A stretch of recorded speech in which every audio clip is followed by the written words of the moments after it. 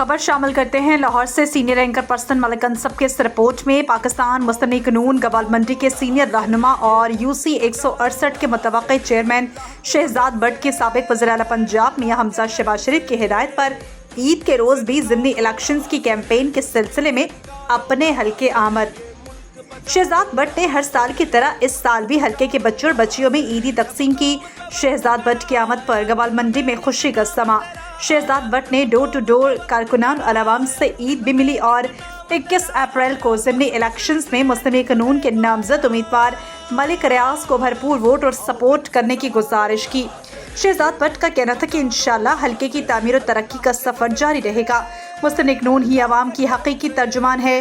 معززین علاقہ نے شہزاد بٹ کی حلقے کے عوام کے لیے پیش کی جانے والی خدمات کو خوب سراہا۔ What does it take to dream, to aspire, to be better every day? It takes vision to pave the way for a better future. It takes discipline to create synergy. And it takes courage to step into the light. To be